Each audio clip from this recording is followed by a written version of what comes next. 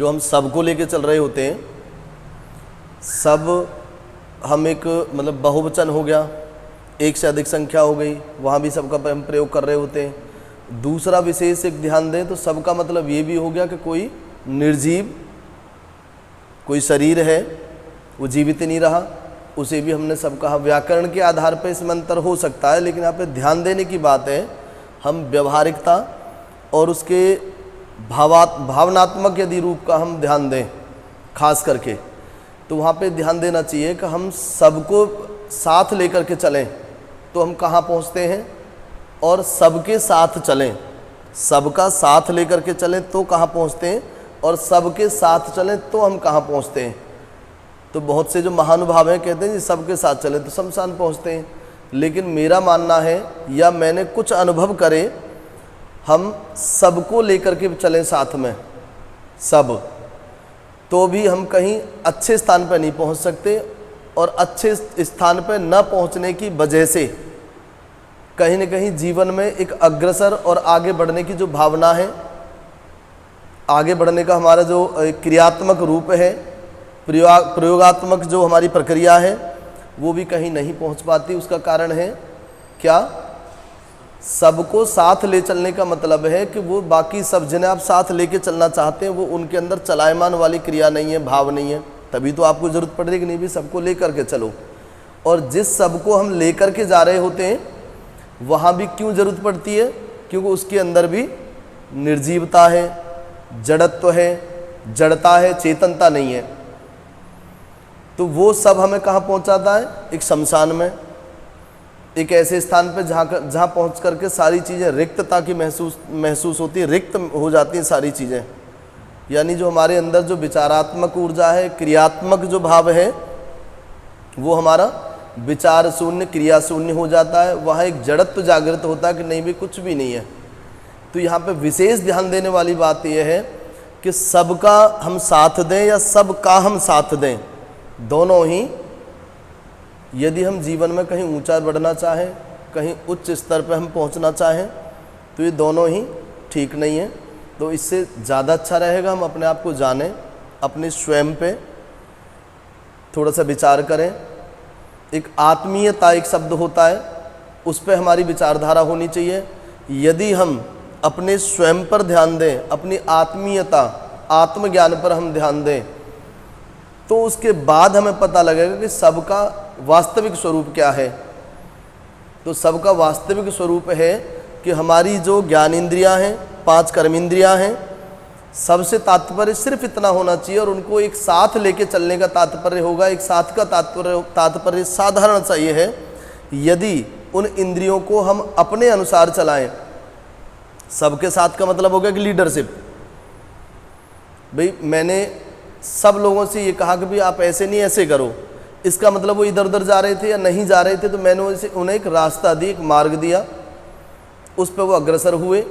तो यहाँ पर हम विचारात्मक रूप से और अध्यात्म के माध्यम से हम विचार करें तो सब जो शब्द प्रयोग होता है हमारे शास्त्रों में, सबका तात्पर्य यहाँ पे बहुत सारी चीज़ों से नहीं, अपने से अलग की विषयों का नहीं, हमारे खुद के अंदर 5 कर्मेंद्रियाँ, 5 ज्ञानेंद्रियाँ, उन सबको साथ, और साथ कहाँ करें, किस रास्ते पर करें?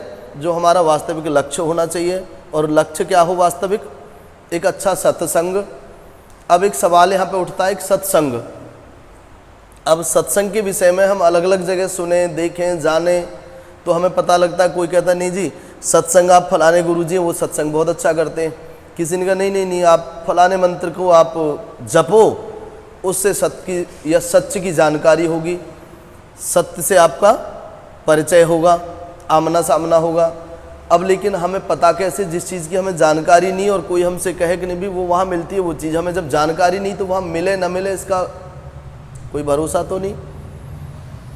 अब सत्य के विषय में और सत्संग के विषय में हम बात करें तो वो सत्संग से प्राप्त नहीं होता। क्यों नहीं होता? सत्संग आज का जो सत्संग है आधुनिक, हमें अपने घर से बाहर लेके जाता है। और सत्य क्या है? सत्य की जो वास्तविक परिभाषा जहाँ तक मैं समझता हूँ, किसी भी स्थिति और परिस्थिति में एक जैसा रहना, समान रहना, उसमें विषमताएं ना हो, सुख दुख और किसी भी तरह का कोई भावनात्मक कोई परिवर्तन है उसके साथ परिवर्तित हो जाए, वो सत्य नहीं हो सकता। किसी ने कहा जी नहीं नहीं फलाने बड़े ज्ञानी गुरुजी हैं, वहाँ आप उनसे मिलो तो पता लगेगा सत्संग क्या होता है। अब गुरुजी के पास गए, पता लग रहा है कि हम जाने आने की स्थिति में हैं, हमारा जो इकोनॉमिकल जो स्ट्रक्चर है, अर्थव्यवस्था वो हमारी ठीक है, तो गुरुजी की बड़ी कृपा हो रही है। और जैसे ही वो स्थिति हमारी चरमरा गई, लड़खड़ा गई, तो पता लग रहा है गुरुजी का आशीर्वाद जो मिल रहा था हमें उसमें कमी आ गई। और कमी कैसे आई? क्योंकि आजकल सत्संग के नाम पर पैसे का संग ज़्यादा है, या जिसके पास पैसा है उसका संग ज़्यादा है। अब यहाँ पे एक भ्रम पैदा हुआ कि भाई यहाँ तो थोड़ी सी गड़बड़ है। गुरुजी के पास गए तो वहाँ कुछ समय तक तो ठीक चला, हमारा समय ठीक था, तो गुरुजी की कृपा मिली। समय जब वाकई में हमारा थोड़ा सा खराब हुआ तो गुरुजी हमें समय नहीं देते थे, गुरुजी की कृपा में कमी आने लगी। गुरुजी से मिलने के अनेकों अनेक बहाने हमने लगाए, लेकिन वहाँ से अनेकों अनेक बहाने ना मिलने के हमें पाए, तो पता लगा वहाँ भी बात नहीं बनी। तो सत्य क्या? हमारा अच्छा कौन चाहता है सबसे ज़्यादा? हमारा भला कौन चाहता है सबसे ज़्यादा किसी भी स्थिति में? देखो, सबसे पहले हमारा भला हम चाहते हैं, और अपने आप से हम थोड़ा बाहर निकलें तो जो परमपिता परमात्मा ने अपने जो लक्ष्मी नारायण के रूप में परमपिता परमात्मा माता पिता के रूप में साक्षात प्रत्यक्ष विद्यमान है हर परिवार, हर गृहस्थ में।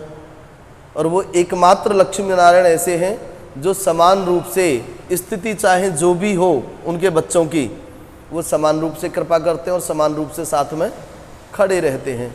अब सत्य का संग, अब सत्य किसके पास मिला? माता पिता के श्री चरणों में। और संग यदि हम माता पिता के श्री चरणों का करें, यदि कोई कहे कि नहीं नहीं माता पिता में भी थोड़ा सा दोष है, ऐसा है वैसा है, अपनी अल्प बुद्धि के कारण या तार्किक बुद्धि के कारण या फिर आधुनिक शिक्षा के रहते हुए उनके अंदर भी यदि कोई कमी और रिक्तता महसूस होती है, तो उसको अपने अंदर स्वयं के अंदर थोड़ा सा झांकना चाहिए, स्वयं को समय देना चाहिए। और एक मैं नाम से जो हम अपने आप को स्वयं को संबोधित करते हैं उस विषय पर थोड़ा सा उसे चिंतन और मनन करना चाहिए। और जब स्वयं अपने स्वायत्त पे वो चिंतन और मनन करेगा, स्वयं अपने स्वयं पे यदि वो चिंतन और मनन करेगा, तो उसे पता लगेगा एक और सत्य है। और वो सत्य क्या है? परमपिता परमात्मा का वो परम तत्व जिसके साथ रहने से वो है और जिसके न रहने से वो नहीं है।